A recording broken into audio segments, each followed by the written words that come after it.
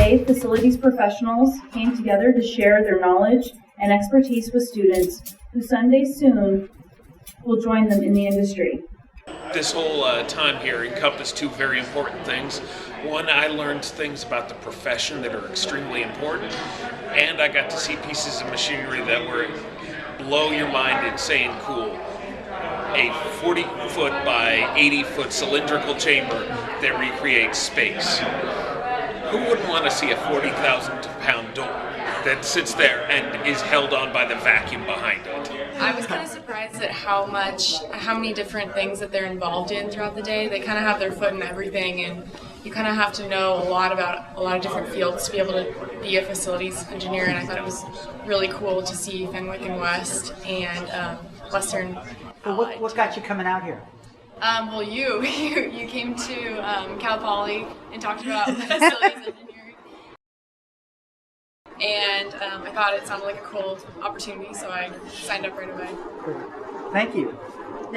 We got to see a lot of construction that they were doing over there, mainly building office space for scientists, and so they showed us basically the entire construction process. And so it was really cool to see exactly what goes into construction of a huge facility. It wasn't. I've done construction on houses and stuff like that, and so the logistics are pretty easy. But to see, they said that they had over 40 subcontractors working on this one facility at one time.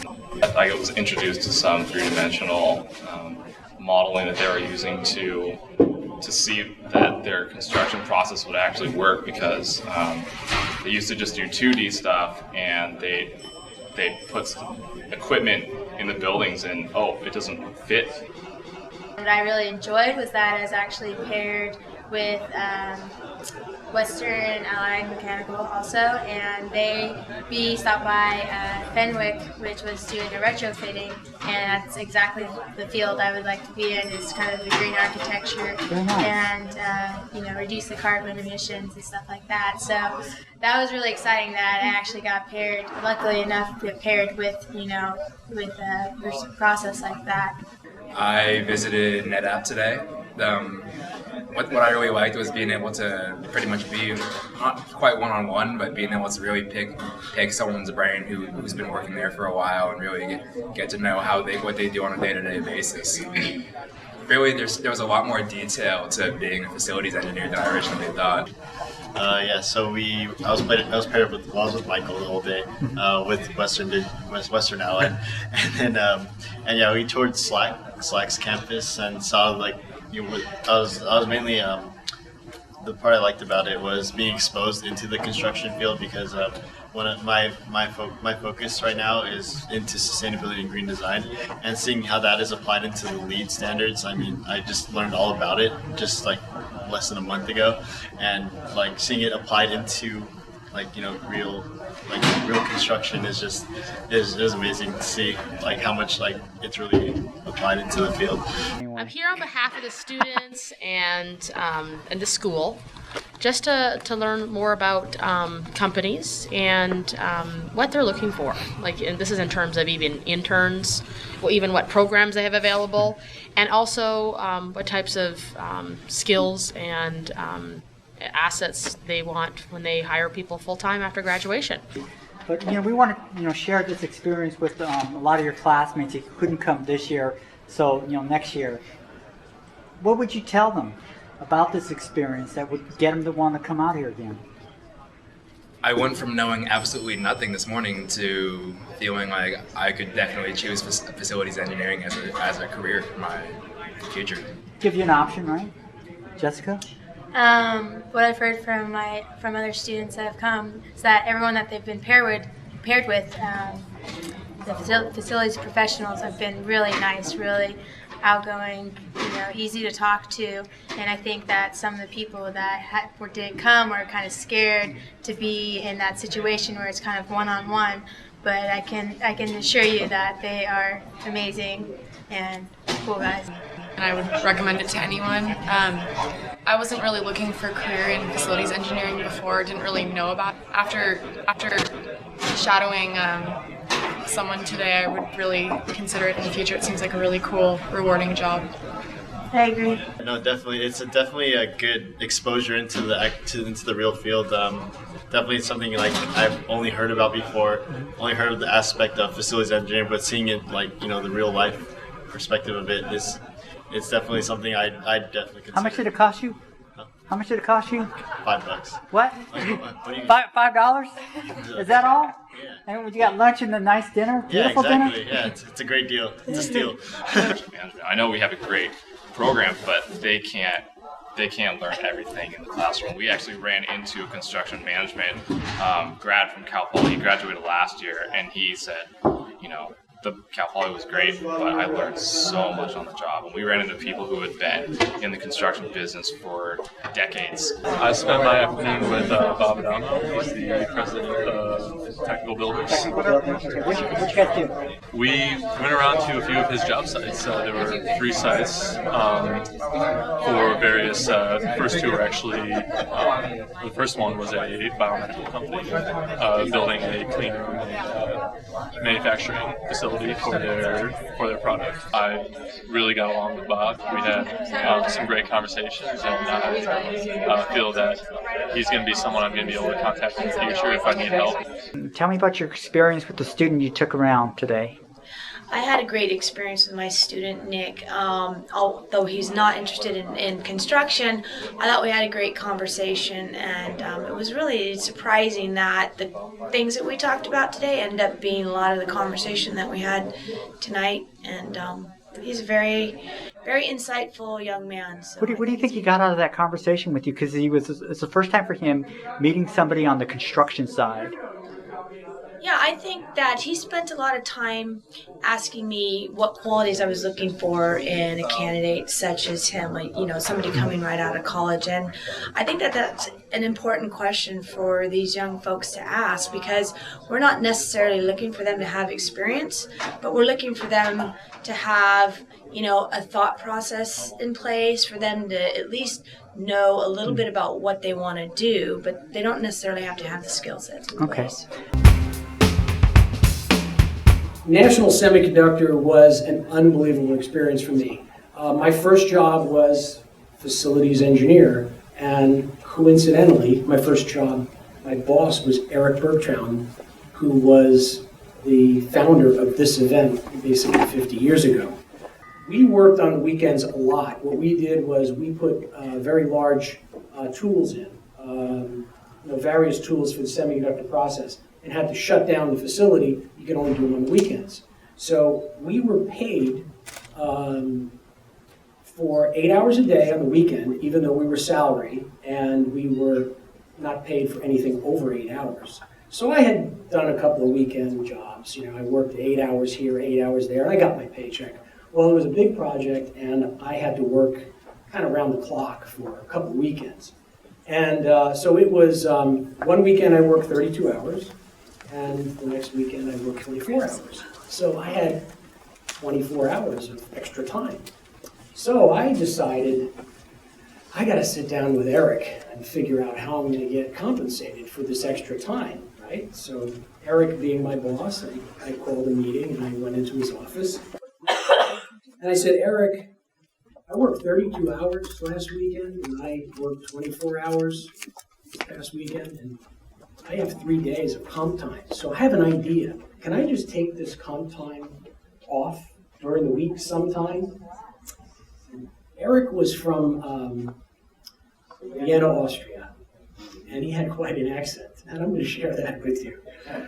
After I asked Eric if I was able to get the comp time, Eric said to me, Mr. Adamo, let me tell you, when I was a young engineer, I would have went to my boss and said, thank you very much for that extra learning experience. Therefore, your request is denied. He slammed down, and I was like, oh my goodness. I'm George Denise. I'm the Global Account Manager for Facilities for Cushman & Wakefield at Adobe. Adobe partners with Cushman & Wakefield to provide facility management services for them. Anyway, this is a really neat program. I think it was about 12 years ago that I first was introduced to it. And over that period of time, We've actually now hired probably half a dozen summer interns out of this program and 2 full-time employees out of it. And it was kind of fun. A few years ago, I participated, myself and Mike Bangs and Ted Ludwig, who was our chief building engineer for these buildings at that time, were the panel. And it was kind of fun to have Ted there as our chief engineer because he was a graduate at Cal Poly, and when he was a student at Cal Poly, he participated in this program as a student. Now he was on the other end and he was hosting a student, so that was kind of fun. I have one project basically, and is to convert all of our chillers. I have the Americas and parts of Asia, and my counterpart in Switzerland has the rest of Europe and the rest of Asia and the Middle East and Africa. To convert anything that uses CFCs, HCFCs, PFCs, any freons or whatsoever, anything with carbons or fluorocarbons, to eliminate that completely and use refrigerant that has 0 global warming potential and 0 ozone depleting potential. And this small project I'm in charge of right now is $1 billion. And it's not a requirement, as you know. It's just something the Roche family that owns Genentech, they decided, well, we want to be green, sustainable, we want to be ahead of the curve. And I must admit, if it was not for my relationship and my involvement with different organizations and the networking, I would never have had all this opportunity. So I encourage you guys to really join, AFE, join ASHRAE, join FMA, ISPE, the pharmaceutical engineer, whatever your heart desire, whatever your road that you want to pursue, definitely join the professional association, and more importantly, attend the meetings. Joining is one thing, attending the meetings, and you can have your Facebook and you can have your whatever the texting and all that good stuff you guys do. Nothing like shaking hands. So, and eyeball to eyeball contact. So, if nothing else you take away from this, get back to basics. Shake hands and join these meetings and be involved. Thank you. Logical follow-up. We'll start with you, Claudia, and come back. What do you like least? Oh, I hate to hear this. I don't like really getting along with employees. I should say, not all of them. I love finding great employees, and I hate when I make a mistake. How's that? Okay, Mike? Oh, that's a good one. Yeah. The job would be fun if it was just engineering. You got every people you have to deal with. That's exactly right. Well, I hate the travel I do. 60% of my time I travel. It's good while you're young. All right. We're going to start with you again and move back over. Okay. A lot of this was answered in your discussions already, but what do you think are the key skill sets for your work? Getting along with people, management, and able to communicate clearly with people. I'm going to answer it a little bit differently. All of you are going to come out of engineering school and you're going to be very good at one thing and you're going to be very good at moving your fingers. But what you need to do is also develop the ability to look at issues from a broader perspective. That's one of the reasons I went back and got an MBA, is because I was very good at thinking like an engineer, but I didn't think well in the abstract and think about other issues. So I don't even remember what the question was, but that's my answer. One of the things we talked about is being able to problem solve. And things are always going to come up on a job, at least for us. And so before you take a problem to your customer or to a team member, you always have to have that potential solution. They may not take it, but you're going to be most valuable when you don't just bring problems, but you bring solutions. How has technology changed or impacted your role? I am connected to my job 7/24. Some say that's bad, but I think it's good. The way that we work, the way that you all live your lives now is connected. And having those connectivity tools, be it my phone, be it my tablet, be it my laptop, be it in an airplane, being in an airport, having those technology tools is invaluable for how we work and how the world works. Okay. Well, technology is really important, and it's good to be connected, and especially for all you young people now, you're all techno geeks, stuff. When I went to Cal Poly, we had a slide board, but never forget how to do the basic, because my last trip to Europe, on my way, this is just not too long ago, I lost my laptop. How has the global focus on climate change impacted your role? It's keeping me employed for one. One thing I must admit how far back we are in the United States compared to globally. They're all way ahead of us in the environmental fight, if you will. There's zero global warming potential and zero ozone depleting potential. For example, they can have CO2 compressors, they can have propane compressors, which is perfect. They do not harm the ozones. Okay, while in the United States, SNAP, which is that's the regulating agency of the EPA for refrigerant, they approved propane to use 50 grams. You know what you can do with 50 grams? A small beer cooler. That's it. Yeah. While in Europe, they do a whole cold rooms. Okay, I have one of the challenges. I have all these cold rooms, all these distribution centers that we have to keep the medicine at plus or minus 1 degree. And, this last one is 24,000 square feet. Now we're going to have to convert that to the ammonia system, okay, because that's the only thing. But if we use propane, it will be a lot easier, a lot quicker, and you don't have to mess with ammonia or use CO2. It's not approved in the U.S. because, believe it or not, politicians, the companies control our politicians, or the lobbyists control our politicians. And who's the biggest lobbyist? It's DuPont and all the big Honeywell and all these big companies that make sure we're not using the latest technology that's available all over the world. I get passionate about that. I feel that this event is extremely important for all of you students, and I just really hope that you enjoyed yourselves today. I hope that you took away something that was something different.